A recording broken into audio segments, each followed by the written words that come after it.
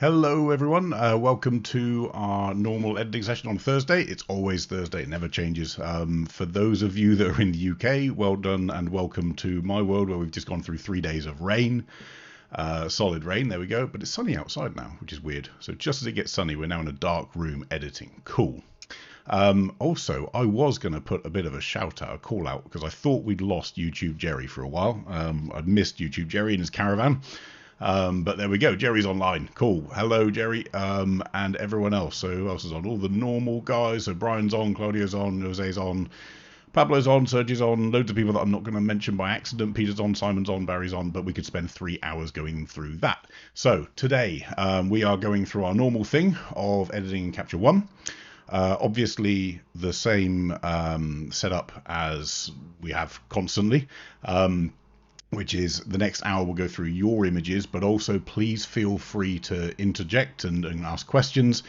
Be very aware, please, that I'm effectively, and this is weird, coming to you from the future. So I'm about 8 seconds ahead of you in what I say, which means by the time you send a comment in and I see it, it takes it a little while to catch up. So I'm not ignoring you, but please do put in any thoughts or comments as we're going. Everything is welcome in that sense. And we're going to spend a little while going through your images and what we can do to either make them better or improve them or fix something, depending on what you've sent in. So before we get into the program, we're running on Capture One version 21. So 21 is actually, the version number is 14 and it's 0.0.2, which is the latest one. If you don't have version 21 and you're still running version 20, that's perfectly okay. There's no issue with that. It's just that things like dehaze won't have, you won't have that function in version 20, but there are other ways of doing dehaze. And actually, if you look on YouTube on my channel, you'll see a thing that tells you how to do dehaze, sometimes in a better way, but it takes a little bit longer to do it that way. So without any further ado, there's a very British word, let's go into Capture One. And some of you will recognize where we're starting at today. And it's actually not about these images as such. What I want to just touch on is what Capture One is there to do and what it's not there to do. So those of you that have been on the Facebook group for the last day will have seen that I was playing around with Luminar the other day. Yesterday. This is a shot, so the actual shot is, let me just load it up, that one there. So a couple of fishermen in Sri Lanka, just over the water, sunset in the background. Not a spectacular sky, but I still like the shot. So load it into Luminar and go to the Creative tab and look what we can do. We can add lightning bolts, we can add planes taking off, we can have Patagonian mountains in the background. The point being, yes, that software will allow you to do it. And one of the questions that came up actually yesterday was whether we could do the same thing in Capture One. So could you create the same feel in Capture One? And there are two reasons why the answer is no. So the first reason, these are layers of content. So what Capture One has in terms of layers is layers of adjustments, not layers of content. So you cannot have one image on top of the other, blending them together and so on. Now that, I know for a lot of people, causes some frustration because they want to do things like focus stacking and blending in Capture One. The argument at the moment is that actually there are plugins out there that do that very, very well. We've gone through some of them in previous sessions. We've gone through Photomatix, we've gone through Helicon Focus, and they're specialist plugins that do this exceptionally well. So for blending images, more than one image, that's not what Capture One's about. What Capture One is about getting your single image to the best it can possibly be through color rendition, through, well, whether it's sharpening or getting detail out or clarity or any of those things, or maybe even recovering details from the camera's dynamic range into what we can see, all of those great things. That's what it's focused on. That's what it does. The second reason that we won't do this in Capture One is because I refuse to, because it's horrible. That's probably the biggest reason. But here's the difference again between an editor and a photographer, and I do genuinely mean this quite strongly, and it's an opinion rather than fact, which is 80% of the fun of capturing that picture is the fact that you remember the moment you were in when you took it. You're capturing that piece of time, you're capturing that view that you saw. Creating digital art is a whole genre on its own, and actually some of the people that create digital art, they can create some staggering scenes, some amazing things that I can only dream of being able to do in applications. But I'm not a digital artist. I'm a photographer. And in my head, that means that I capture what I see. And my goal is to get us back to what I saw. It's that moment in time. There was no plane taking off. There was no Milky Way. There was no lightning bolts. And there certainly weren't mountains in the middle of the Indian Ocean. What there were two fishing guys sat on a pole. They're actually metal spikes. Me getting drenched every time a wave came in. And it was boiling hot, and I remember that, and that's the feeling that I want to come across in that picture. I don't want to create a feeling that wasn't there. So when I start adding in extra skies or adding in extra components that just weren't there, or changing things, it just, to me, feels wrong.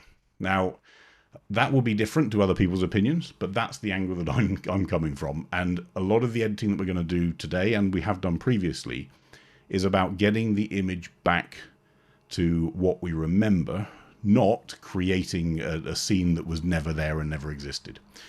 Sometimes, of course, we have to do blending. So sometimes the range of light in our scene is way too broad to be able to be captured by a camera. Perfect example is interior shots. So if you're ever shooting a hotel or commercial building or something like that, quite often we need the sky and the interior to be exposed. Now, either you're going to bring in a load of flash kit, which you can do, or you can blend two shots. But what we're talking about there is fixing a technical deficiency. What we're talking about is I'm still capturing the scene that was there at that time, just with maybe two different exposures to do it. The composite approach is very different to digital art. And this is not composite. This is digital art. This is not blending scenes. Just as an aside, and I found this out yesterday, I know Adobe have launched sky replacement, Luminar have sky replacement, lots of people have these sky replacements. They all call themselves AI. If it was AI, then these skies would be different every time I clicked on them. But they're not. They're a template. So if you have the temptation to put in this Milky Way down the bottom right, or these clouds in the top right, just bear in mind that a couple of thousand other people might use exactly the same clouds. It might be quite obvious after a while of those people using the same buttons as well. So anyway, it's not rant as such. It's more, this is where I was coming from yesterday. This is why we don't do this stuff in Capture One. And part of it is because Capture One is not designed to do it. Part of it is because I won't do it. And it's not what I hope most of you are here for. We're here to see what the tools in Capture One can do to get your image back to what you saw, not to create a scene that was never there. So there we go. Let's pull up our browser, and talking about scenes that were there. There we go.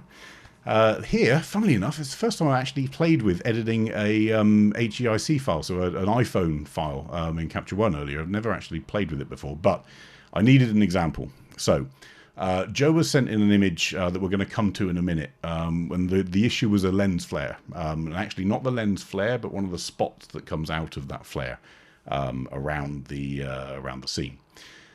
And what I'm going to try and show you is there are different methods for getting rid of different types of those lens spots and sun flares. So the easiest, obviously, is the spot.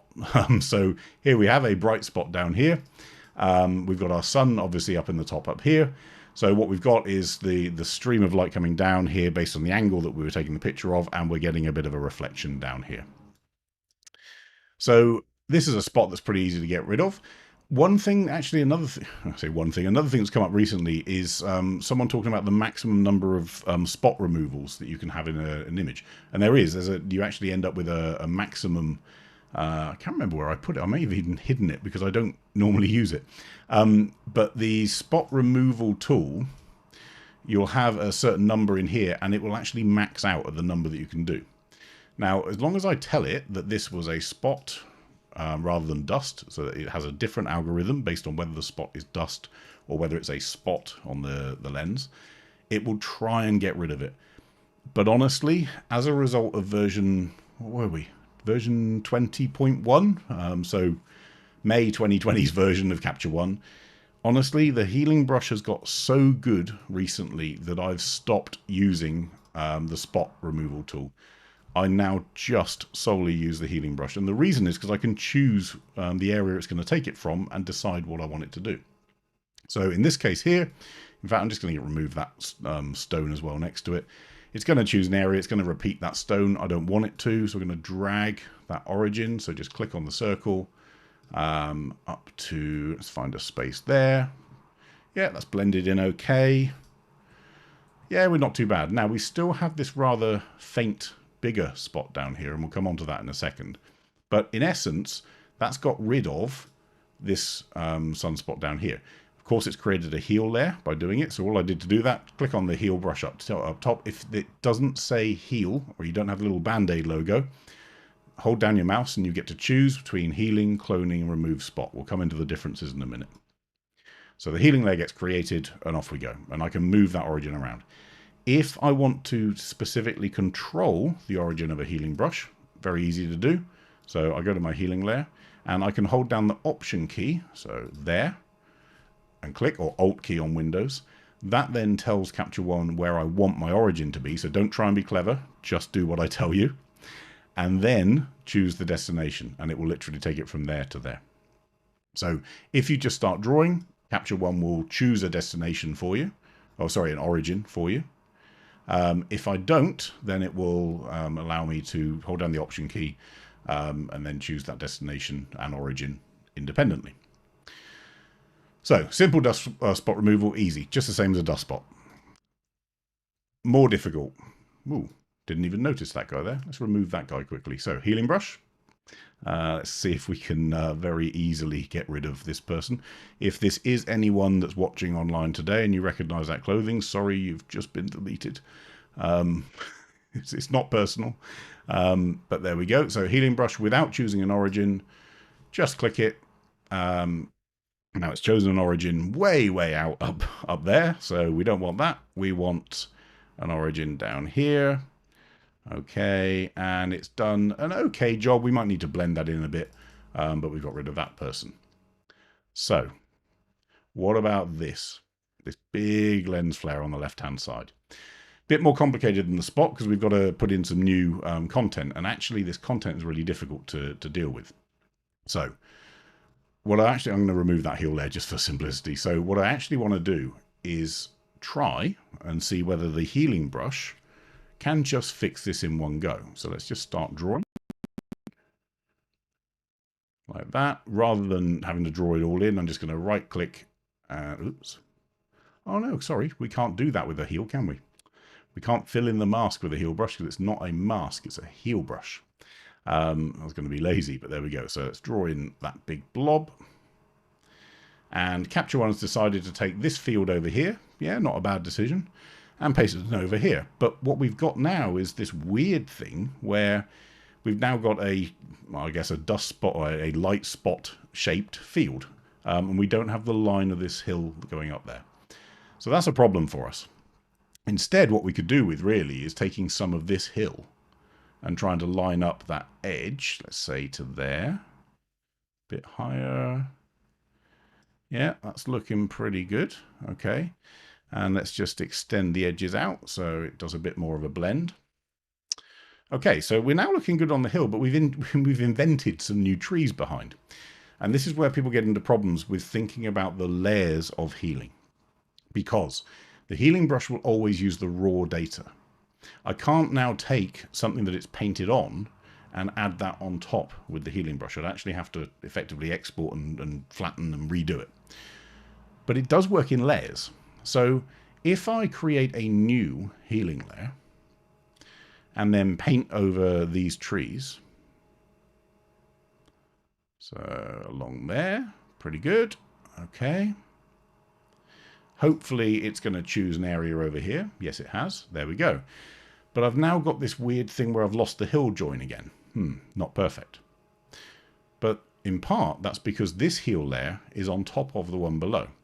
If I move this one down, now I've got the hill going into the other hill. Good. And I've got this mount or this hill here on top of it. But I've still got the trees. The reason I've still got the trees is because my mask on this layer included those trees up here. So let's just remove that part of this top mask. So I go to my eraser, press E on the keyboard, same thing. Or I can click over here on the tool. And as I start to remove the trees from this heal layer, I start exposing the healing layer below. Now this would obviously need a bit more tidying up, don't get me wrong. But if I now delete out of here as well, I've just seen that little mistake there I made on the underneath layer. But effectively, I've now got a background, a healing layer for this field, and then on top, a healing layer for the top field. So even though they're all healing layers, and even though they're all relating to the raw data underneath, they're not relating to each other, I can still layer them and I can still stack them to have this healing content onto previous healing content and get it more convincing. There's still some work to do on this, if we're honest, so we'd still probably go into here just to blend this in a bit more, just so that the healing brush has a bit more intelligence about it. I said I'd cover the difference. Effectively, the difference between the clone tool and the healing tool is the clone tool literally takes whatever is underneath it and it plants it wherever you tell it to as a destination. The healing brush will do that, but around it, it effectively tries to merge it in. It tries to get it all, let's say, softened in and matching, so it's a bit more intelligent than that. Now, the more, therefore, I come out to the edges and feather, the more realistic that blend is going to be. So imagine the healing brush is a blend version of copying an area. The cloning brush is like a stamp. It's a literal duplicate. Now, on this one here, so I'm going to say this heal layer is top hill. This hill layer is bottom hill, so I don't get confused. Now I want to take a bit more of the top hill and paint in there to get rid of that little part there, okay? And we're looking pretty good. I've put the bloke back in. So that's it. And obviously you could spend some time with the color editor and we could try and dumb it down. But that's quite a complex lens flare to get rid of, bearing in mind the subject and the content behind. But with a layer on the bottom field and then another layer for healing on the top, you can replicate what was there, and we can get rid of that heal, or we can get rid of the sun flare really quite easily. So simplest mode, just click around it. Slightly more complicated mode, we've got to get some content, so we use the heal tool. Much more complicated modes. Who wants a go? So I've put this one in intentionally, and this is going to cover a couple of things. The first, there's a time to walk away. So this actually isn't actually necessarily a strict lens flare. This is because of bounce back through a filter. So what you're actually looking at in here is the lens itself bouncing back off of a filter which didn't have very good anti-reflective coating on, and that's what the camera is seeing. So be careful when you get to this point. If you're at this point in a lens flare, let's be honest, even if I could deal with it, it's going to ruin the image. We've got a rainbow going on and so on. The second thing is, please don't misunderstand the difference between a lens flare and a dirty lens or a dirty filter. These spots here are not a natural part of a lens flare. These are dirts. They're dust spots on the lens. Some here as well, out in here. So please be really careful. If you're shooting into the sun, make sure every bit of glass between that light and your sensor is completely clean. Otherwise, the risk is, this shot here, honestly, I wouldn't even try. I mean, even if we did, let's create a, let's try and get rid of this right-hand one, shall we? Let's see what Capture One thinks it can do. So up here, we're going to have to create a bit of mountain. And again, the trick with the heal tool, don't do it all as one. If you do it all as one, it doesn't know where to take it from. So that's heal layer number 1, or heal layer. I'm going to keep the same layer, but this is heal position number 2. And Capture One is going to take a different origin, and then I'm going to try and work out where my trees could go. Maybe there. It's not great up there, so maybe I need to take it closer to home. So maybe up here. It's going to blend in a bit better. And then let's do one final one over here, just for fun. So this is, of course, everyone expects that the healing brush will be able to fix this because it knows exactly what's behind it. So yeah, okay. So now in Yosemite, we're starting to recreate the mountain shape. So that's pretty cool. But you get the point. There comes a point with an image where you just have to say, do you know what? There's too much behind that. I can't recreate it. So although it's not quite the same thing, going back to what I started with earlier about creating content that wasn't there and so on, the temptation with this sort of shot is to do exactly that. Honestly, this is a shot where you come home and think, I need to learn from that and try again next time. Other things here as an example. So in here, and funnily enough, I can't remember who it was. Someone just over a week ago asked about how to fix lens flares, and I think it was Alexander at Capture One said, and it was a fair question. Do you mean make them better or make them disappear? Because actually a lot of people like lens flares, and this is a case here. Some people love these flares coming out of the sunset. But I just want to raise another thing in here, which is these little dots up here, not really too much of a problem deleting them. If I go to the healing tool, let's make it nice and small. If I wanted to get rid of a couple of these, maybe that one and that one as well. We might want to move this around here. Maybe that one too. Okay, good. The problem is in things like here. And the reason it's a problem, this is Death Valley National Park. You're going to run into complications because if you start creating content that doesn't match the actual environment that you took a picture of, people are going to see. People will notice. So the temptation would be, oh, okay, let's just move that there. No, not quite. Maybe up a bit there. It's not perfect, but, you know, that'll do.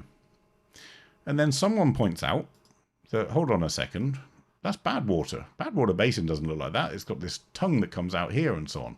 So where did these sand mounds come from? Just be really careful about recreating reality. And the same again is, again, I've got millions of these examples, but to fix this one here, well, you've got to be good at recreating rocks because these rocks are very well known and these lines are very distinct in the Grand Canyon. So just be careful, again, each time.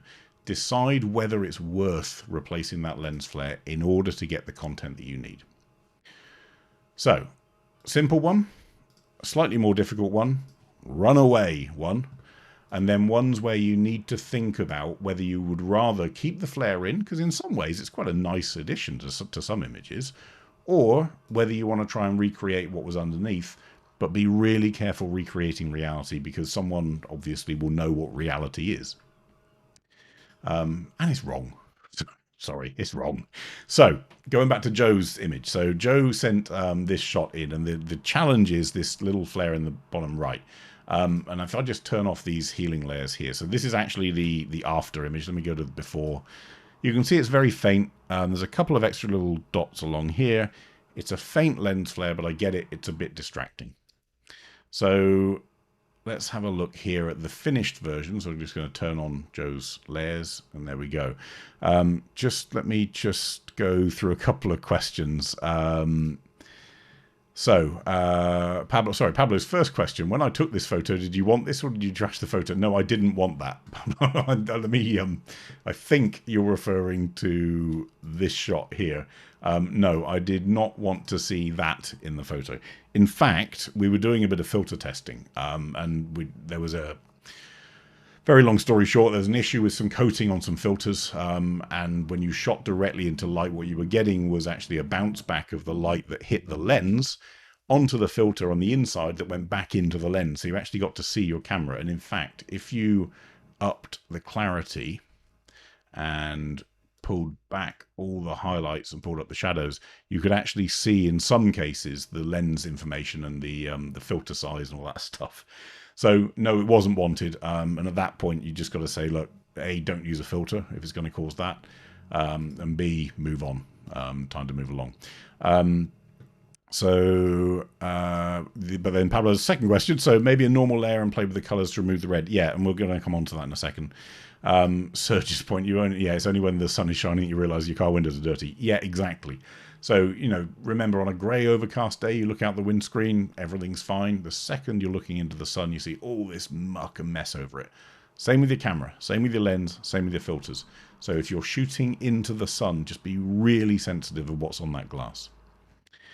So here's Joe's before and after. So that's the final version that he sent in. And I'm just going to make a couple of suggestions on a way to not necessarily get rid of this, but minimize it. If we look at the size of area, you know, healing's not going to work. So let's just create a new heal layer just for fun. Let's see what it does. So let me just put my brush up. And let's go into here. So there's our lovely lens flare resolved, and it's going to guess where to come from. We don't want the sky. Let's take, oh, yeah, already into problems, but let's go with that bit. Yeah, it potentially you could maybe take a bit from here, a bit from there, and whatever. But we're creating content again, and it's never going to quite look the same. It's never going to quite look right. So there are a couple of other tricks that we can use for this. The first, I'm just going to create a very, very, very soft edged, and it's quite important that, area around this flare. Okay, so press M on your keyboard to get rid of the mask, or M to make it appear. Oh, fail, stupid Paul. We're going to create an adjustment layer rather than a heal layer and actually do it as a mask rather than as a healing brush. That might be a good start. So, nice soft edge over this area here. And with that edge, oh, let me turn my mask on so you can see. Why are we not seeing my mask? That's very strange, isn't it? Funnily enough, I was talking about this morning with someone. The fact that we've got a weird mask issue. You know, that's two stupid moves in one day. Right, let's move on.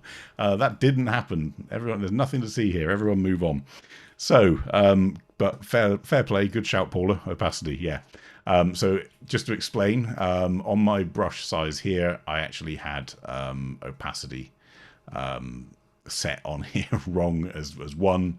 It should have been up at 100. So let me just erase all of that just so we can that we can start again and do that correctly. So my nice soft lens flare mask. It's going to be a weird day. I'm just going to draw that over here, that little area down there. Okay, and I'm going wider than the lens flare for a reason. You'll see why in a second. So here's our flare in here, and it's this slightly odd color compared to the blue. So let's have a little play with one of the tools that actually we can use to a lot different extent than what it's actually named, which is the skin tone tool. So of course we could go into our advanced tool and choose this. Now, what would you say? We think this bit's a little bit pink, I guess, pinker than the blue. Yeah, let's click on it. And yeah, we get a sort of pinky color. Okay. So with that pink color, what I could do is shift the hue.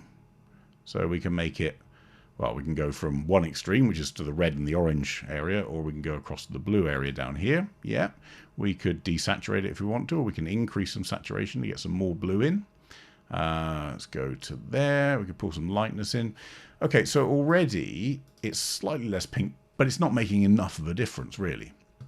So let's remove that one. And what we're going to use is the skin tone tool. So the skin tone tool is not actually for skin tones on it in isolation. It does help skin tones. So skin tones, if you think about it, the color of your skin changes as you move around.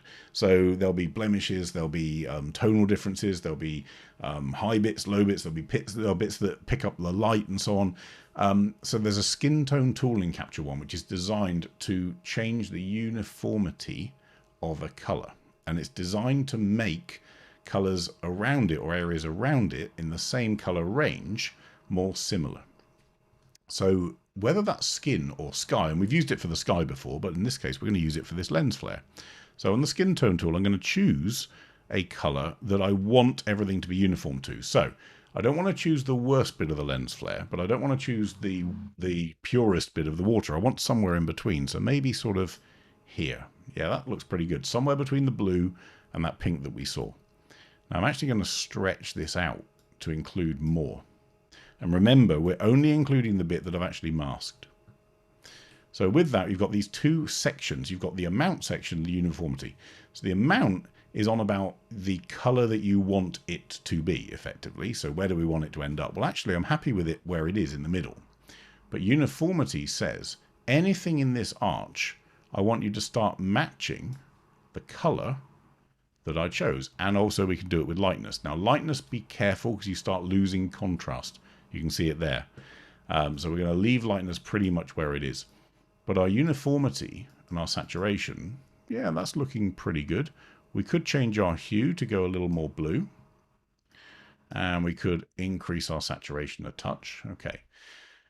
But you can see where we're going with this tool. Effectively, we're able to, in fact, I'm just going to even increase that even further. We're able, if I turn this off, we can see here we've got this very clear circle and a difference in tone from this one to this one.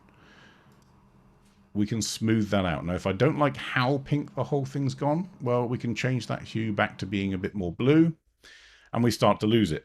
This isn't going to get rid of these textures, which aren't lens flare. I think these are either wind coming across the lake, or they're maybe even underneath the lake. Maybe it's seaweed or something like that.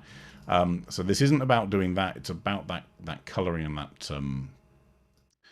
that area of that flare. And I'm actually going to drop the saturation down. So if we want to blend it in even more, remember I've got my mask and I can reduce this opacity down, or I could do it with flow if I wanted to, but I'm just going to extend the ends of where we're talking about to slowly and carefully bridge that gap. But at this point here, we've pretty much eliminated most of that extra flare, or it's more importantly, the difference. And if you think about what we've done, we haven't actually just said to this flare, go away. What we've actually done is blended the flare color with the color of the outside. So we've got this sort of, we've calmed down the pinkness of the flare, but we've also warmed up the blueness of the water around it. And that balancing done by the skin tone tool, this uniformity area, effectively makes the eye, well, lose that flare to a certain extent. It might need a little bit of tweaking still, but we can play with that. And if I then go from before and after, then yes, we have a distinct flare here. No, not so much here. Now, the other adjustments that are on here, so the other changes that Joe made, we've got some shadow lifting. You can see that. I'd be tempted to bring that back, to be honest, not quite so much. Otherwise, we end up with a little bit of flattening, which doesn't quite sit right. The whites, we've actually increased, which I'd be tempted just to reset that back down. Black, the impact of increasing black, remember, is that you end up with this flattening of contrast as well, so we lose some of those deepest shadows.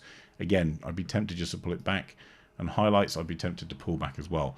It's already been reduced in terms of exposure, so if I hold down on any of the tool names, remember, so this resets the entire tool, this little arrow here on each tool tab. If I hold down the Option key, so let's go to this one, it will temporarily reset all of the tools in this tab. If I want to just preview what one of these tools is doing, so let's say highlights, if I just press on the name of the tool or exposure, it will temporarily reset just that tool, not the whole tab, and not reset permanently. So with those adjustments in, that looks pretty good. I'd be tempted overall just to bring a bit more saturation. That, remember, any saturation change I do is also going to affect our color editor. So whenever I do that, we may need to go back across to our color editor on our skin tone tool and change that hue again, maybe to be a bit more blue, maybe a little less saturation again, just to try and even it out a bit more. Let's leave that where it is. So that's another method of how to get rid of a lens flare. So overall, you've got, as I say, this method, a bit more in depth, but using the skin tone tool, once you've got a little bit that's left, and a perfect example actually is this one that we did here. Once we've got this bit here, we've got a little bit of red there that needs to go a bit more green, a bit more uniform. We can mask this entire area and have that happen using the skin tone tool or the advanced color editor. But the first step, use the healing brush where you can and use it in layers. So it may feel complicated, but use those layers genuinely. They can be really powerful. You don't, even though the new healing brush works on one layer and it will keep working, it will keep adding more and more of them. You can still have a second or a third or a fourth healing layer and have the raw data adjusted on top of it. Okay, Joe's online. There we go. So, cool. So hopefully, Joe, I mean, to be honest, I will send you this EIP, but it needs a bit more work just to get it completely gone. But we're probably about 80% there. Okay, so Eric's shot, Seascape. We like Seascapes. So let's just turn off our before and after. So this is the raw. I saw a JPEG that Eric sent in of where he'd got to with this. The first thing I'm going to say is we're very underexposed on it. We've got a lot of room here on the right. I mean, certainly there's no exposure warnings. And then I've got a debate in my head. Are we going to shift the whole exposure across, or are we just going to stretch it with levels and leave the shadows where they are? Let me show you the difference. So if we go down the exposure route, remember, again, exposure takes that histogram and it shifts it right and left like it's on a skateboard. It's literally picking up the histogram and shifting it across. So as we do that, yes, we're increasing our highlights right up until they're almost at their peak, if I wanted to. And we've dragged up a load of shadow information. Okay, not bad. But the result is the shadows start to lose some of their contrast. May not be a problem, but let's have another look. If I were to use instead the levels tool, now the levels tool, instead of moving it on a skateboard, it effectively stretches based on where I move these cursors to. So I tell Capture One what I want to be a shadow, which is 0. I'm going to leave that there. And what I want to be a highlight, which is no longer going to be 255. I'm going to tell it, and let's just have a little look as I move my mouse over. Remember, you've got this readout on the top and along here on the histogram. So our brightest point is possible. Well, it's obviously the light over there, but possibly up here in the sky. Yeah, so we're at about 165. We can see that on the numbers up here. So 165, 166. I'm going to be pretty safe pulling this down to, let's say, 169. But look at the difference those two made. So a lot of people get confused between when to use levels and when to use exposure or brightness. Let's do this with exposure and we can compare side by side. So let's pull up exposure. And in fact, we're going to be very clever. I showed you this before. Click on this arrow up here, go to Add Color Readout. So it's normally the white balance tool. If you hold the mouse down, you get Add Color Readout. I'm going to choose that spot there. And on this image, we're at 250 red, 217 green, so luminosity 225. On this one, we're at 227. It's not quite the same. It's pulled up some of the levels slightly differently, so we're never going to get it quite on track. But it's not far off. So if we were to pull this one down just a touch, maybe 1.4, well, where are we at? 1.36. Okay, 225. So 225, 225 in luminosity. With levels, it changes some of the way that we pull up because we're pulling up on the RGB rather than each individual channel. But these are equivalent in their position. But look at how different those two pictures look. So let me just get rid of the browser a second. So the difference being, this one on the right, we've pulled up the exposure. We've shifted that entire histogram along and to the right of the visible range. Our image on the left, we've done it through levels. So we've left the shadows where they are, and we've pulled up everything from the right of the shadows across. Michael's just asked, can you enter a number in the levels control? Yep, absolutely. So I can go into here and I can type in 165 and it will do exactly that. Or where are we at? 169, fine. So yes, you can type in numbers into any of these fields. So levels on the left, exposure on the right. And let's just have a little look at where we are looking at some shadows in particular. Let's go into here. You see the difference. So while levels has stretched the bright parts up to the same place, we're still at 225 out on that point that we put out in the right hand side. It hasn't pulled up the darkest shadows, it's left them where they were. And if we want to do that, great. That's exactly the result that we would aim for, if we wanted to leave the shadows where they were. If we want to brighten the whole image, then exposure may be a better bet. We could use shadow recovery. There's lots of other tools. We can use brightness. We can use shadow recovery. We can use black recovery. We can do all of those things. But the core movement of that histogram, the difference between exposure and levels, or even curves, is that one brings the entire thing. It's a very blunt tool. It literally brings the entire thing to the right or left. The others allow you to fix certain parts of the data in one place and pull up the rest or push down the others. So for example, if I did it with HDR, so our high dynamic range function, let's just go back to our one that's been done with exposure.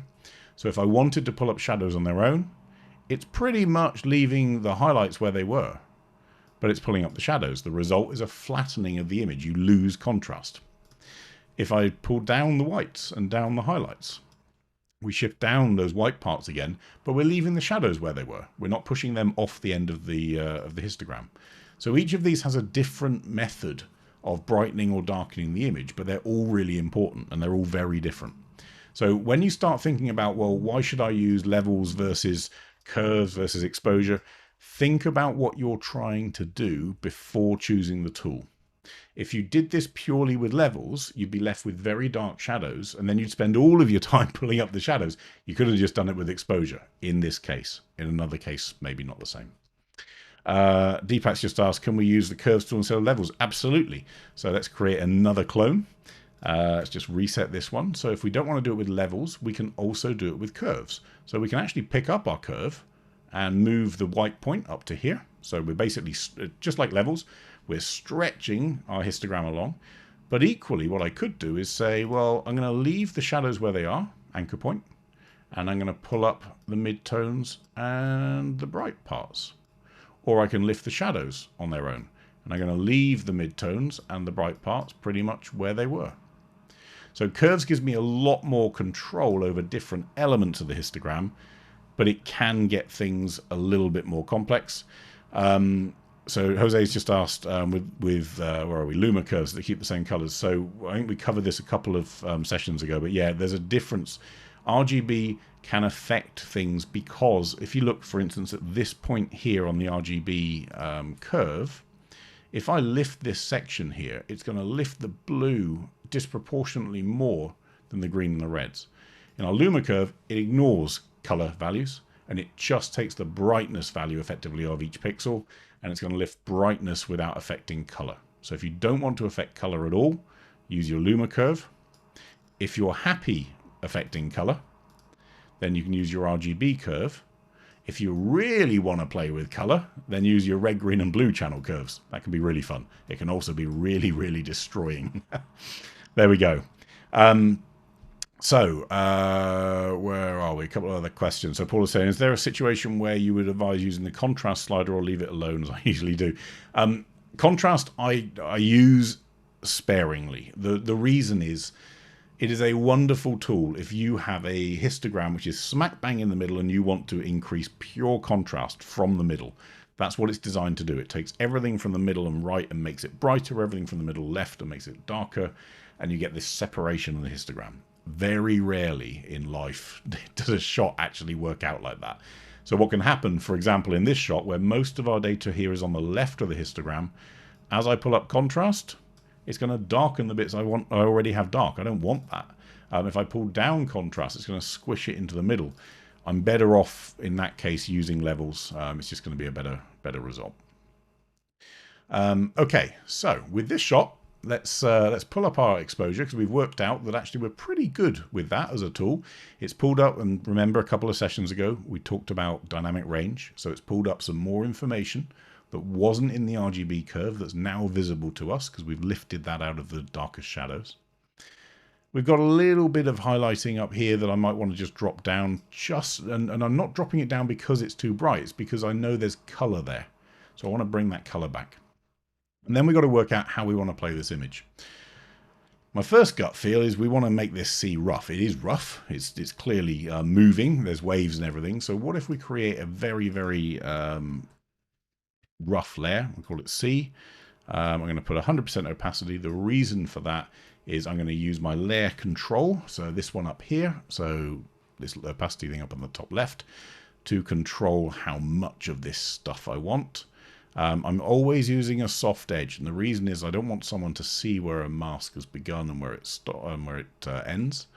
So into there, that works. Okay, turn my mask off. With this one, it's a perfect candidate for a bit of clarity. Now, different clarity modes. We haven't touched on these for a while. Normally we use natural. It's the default clarity mode within Capture One. That default is designed to be a good blend of adding contrast without making colors unnatural, without overdoing it, and trying to avoid halos, which can be a side effect of clarity. But you've got three other options. So the first is the original classic one. So classic, let me just put it all the way up. Classic is a bit more brutal than natural. It's not quite as nuanced. It's not quite as sympathetic. It doesn't pick on highlight lines quite as well. It was the old way of doing clarity. Let's call it that. Neutral, the highest amount of contrast out of the clarity versions or clarity modes, but it doesn't shift color. So it's the highest contrast, non-color changing clarity. For that reason, it can look a bit fake because you've got all this contrast with no extra color in there. Punch is basically neutral, but with a color shift. Now, in this case, it hasn't worked out too badly. Quite often, this can go very wrong. If you use punch, the image can look completely fake. And remember, we'd never leave this at 93. We're always going to back it down. But in this case here, it hasn't done a bad job because the colors were already quite muted. If we go to our before screen here, it wasn't like it was starting out at hugely rich blues or anything like that. So that punch is the same amount of contrast as neutral delivers, but with an add in terms of saturation. And then natural, let's just shift it back, is kind of a blend of all of those things. So it's quite high contrast, a little bit of saturation change, but it's picking up on edges and areas that make it look like a smooth and natural transition. What I see a lot of people do is they try to use punch, realize it's too much, and back it away. If you want this much saturation, but you're worried about using punch, there's an easy way of doing it. Use natural. Dial this back a bit so it's not completely off the scale. Go to your color tab. Go to your advanced color editor. In fact, we don't even need to do it on advanced because actually we're going to use it in the sense of using vibrance. Either this one here or on your exposure tab, your saturation here, and we're going to just up that a little bit. Saturation doesn't need much. If you do this, whoa, too much. You're talking about less than 10 in most situations. But in this case here, we've now got a C which has got a boosted clarity, a boosted amount of contrast, with some extra saturation, but not the saturation that punch delivers, a saturation that I can dial in, up, or down and get less. Where are we? Jim's just said contrast can be subjective to your eyesight. Ansel Adams had cataracts in later years and that led to more contrast in his images. Yeah, absolutely. And in fact, some of it is based on what your eyes see. Some of it is based on how your brain works. Some of it is based on actually your taste as well. Some of us like high contrast, high saturation. Some of us don't. A lot of that's going to be down to personal preference. Okay, so with our background, we pulled down the highlights already. My temptation is to pull up the shadows just a bit. Again, not too much. We don't want to go there. We're not loading it onto Instagram. We want to pull it up so that I can see all of this detail out here and the color out here, but without pushing it to be cartoony. We don't want that cartoon effect. But this is a nice amount to pull it up. It hasn't gone over the top. It hasn't ruined the picture. But we've got enough information in here to make it look interesting. And most importantly, I can see effectively the subject. One of the questions actually that came in, I think this is Eric's photo. On Eric's email, it was, I'm not sure what to make the subject. Is it the pier? Is it the sea? Is it the island? My general rule is whatever you're trying to lead my eye towards is the subject. So if that's through lighting and vignetting, then the subject is whatever you're lighting around. In this case here, we've got a leading line out to here. The biggest part of the picture may be the sea, but ultimately that out there is what we're looking at. So there's no point in hiding that out in the shadows. Let's bring it up. And then let's have another layer. So let's call this one sky. So with our sky layer, a gradient, so this tool here, and as I start to draw my gradient, we're going to see whether it's a soft fall off or a really, really hard fall off. A hard fall off would work on a sky and a horizon if it weren't for this island out here. because that's going to cut right the way through our gradient. So I need a soft gradient to be able to do it well. The other alternative, if I pull this down a bit more, because I really do want it down to the horizon, what I could do is then use this thing called luma range. Most of us know this now. So I can pull up our shadow area along here. Careful, because we're losing some out onto that side. I'm going to pull in a bit of a fall off. So in other words, a nice smooth transition between what's masked on the right and what's not masked on the left or down here. I'm going to put a soft radius on the end. We might need to clear that up a little bit, but there are two things protecting me here. The first is I've masked out most of the island. The second is I'm only really going to affect my highlights and the blue tones, or the color balance out on that sky. With the color balance, we've now got a choice to make. We can make it a bit warmer, a bit more sunsetty, or we can make it cooler, which I think sort of works. Let's go back to our shot, out to there and to there. I think that sort of works. A bit too pink. Let's go there. Okay. So nice scene, nice contrast, nice detail in this. There is a temptation sometimes on these ones just to do the default sort of that, which I've seen quite a lot. It's almost becoming more popular now to add in a old school vignette. To me, you shouldn't need it if the subject is clear enough. If this isn't clear enough as a subject, what we did to the sea was we added contrast. Well, the flip side of adding contrast to one element is we've removed contrast from the other. So while I don't want to increase the saturation on this area, what I could do is a similar clarity change. Let's call it island and jetty. And then let's just draw another little brush over here. And again, actually, let's just think about how we can separate this from all of the other stuff around it that I can't be bothered to mask out at this point. Let's just go into there and into there. So we've got all this stuff. And again, surprise, surprise, we can use a luma range. So I want everything that's dark, and I want it to start falling off as it starts to hit the brightest parts. As I start to lose some of my content about there, I'm then going to adjust my fall off. So I'm smoothly letting the mask drop out, and a bit of a radius on the end. The radius is just referring to the softness of these edges, mostly. So there's our island, and let's pull up our clarity. I'm just going to turn the mask off. So we're going to pull up our clarity, and we might also, well, in fact, let's put a bit of structure in there. Let's try something. No, that was wishful thinking. I was going to try dehaze to see if we can get a bit more punch out of it. But instead, what we can do is actually on this particular layer, just use our levels tool, and I'm going to shift our midpoint to be a little bit brighter. So this controls our highlights. This controls our shadows down the bottom. This midpoint here is adjusting basically which side of the middle do we want most of our data to sit, and it shifts it. So by moving the midpoint to the left, we're shifting the middle data, our midtones, to be brighter. And that gets us a better island. Right, one thing in, what was it Pablo said, I think I'd be tempted to increase the orange of the sky a bit. And just because Serge has agreed with you, we'll give it a go. So our sky, if we want to, let's pull up our warmth here. And that needs to be matched with a little bit of tint to keep it looking natural. Now, the only thing I'm going to say to this, I don't have a problem with that. I think it's viable, but just be careful of the difference between the sky and the rest of the image, because the light from the sky is what's causing the light on the rest of the image. It doesn't make sense to have one tone on one part of the image and one tone on the other.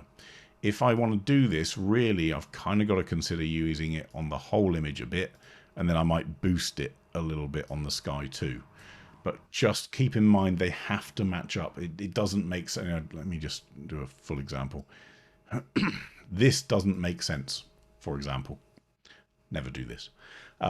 But you get the point, which is as we start to manipulate one independently of the other, it starts to look wrong. Our eyes know what we're seeing. Yeah, so there we go. So we go from there to there. A lot more information in there, a lot more contrast in there, a lot more detail. The subject very much needs to be this line up to the island, but we also want to capture all that stuff in the waves too. Okay, oh, sorry, Pablo's just asked another question, which is only in the color tool to lower the luminosity of the orange a bit in the sky. Yeah, we can. I mean, we can go into our... In fact, we can even do it on the basic tool, but if I were to choose the color up here, so remember on the color tool, sometimes the color we think isn't it. So up here, we'd say, what is that, yellow? Okay, click on here, and actually capture one saying, no, actually it's up here in the reds. It's the red color up here. This one here is obviously orange. So if we want to reduce the lightness maybe, and a bit of that saturation, maybe. I don't know, we need to play with that a bit more, I think. But in general, you've now got layers on there that you can do whatever you like with. We've got one for the water. We've got one that's separated out for the island and that jetty. We've got our sky, which excludes the island. And each of them have got a slightly different adjustment. Okay, finally, this one. I don't have this person's name. It's one of the reasons why we need people's names. But it came in as Refinali. So maybe that is your name, sorry. You can probably imagine what we're probably going to do with this shot. So there's our before. This is the after that Raffinelli sent in. There's a couple of issues. So the first issue is I think we flattened it too much. We've got too much saturation in there. It doesn't quite work. It doesn't look like it was really happening. And going back to the sky replacement scenario, this would probably make a good contender actually to insert into some of those AI things. So if you want to try and sell this sky, it might work. But the second thing is, as a result of some of these layers, let me just pull them along.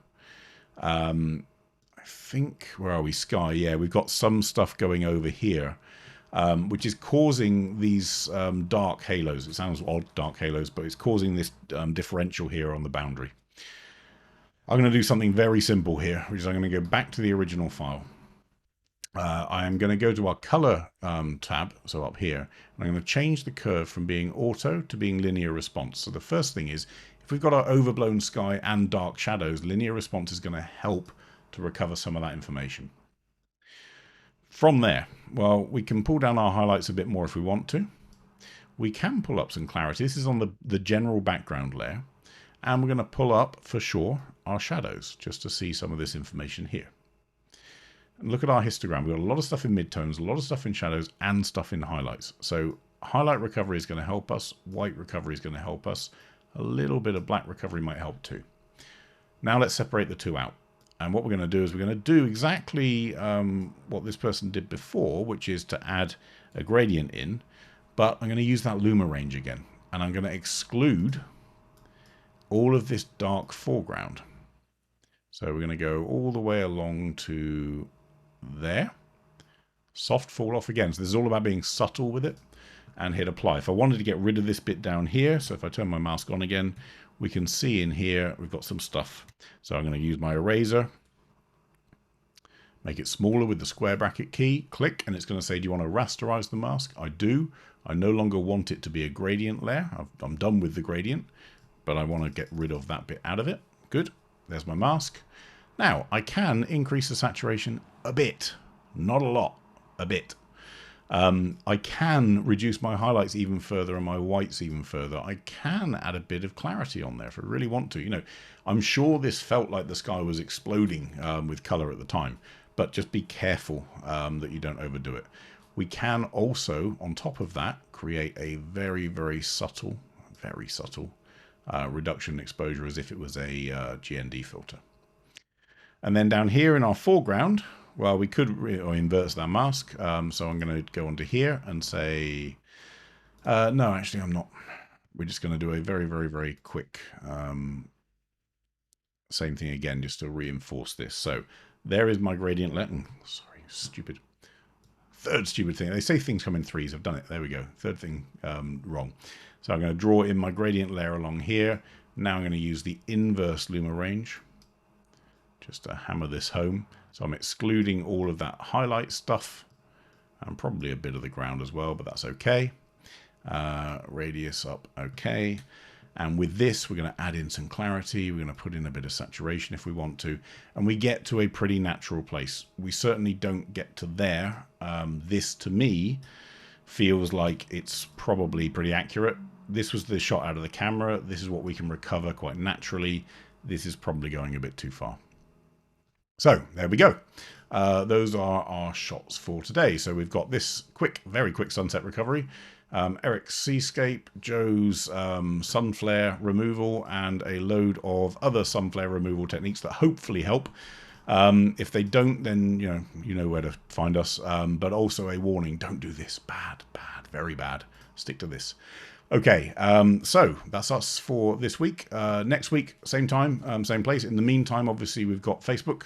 You can add it onto there at 4:30, so in 30 minutes time, so 4:30 UK time, David Grover is online on the Capture One channel. So don't forget that one. He's doing, I think, 5 very quick edits, sort of speed edits on a load of different pictures. So have a look at that if you've got time. But in the meantime, we obviously have all of those YouTube videos that cover things like clarity modes and everything like that. So you can use those for free to learn what they do.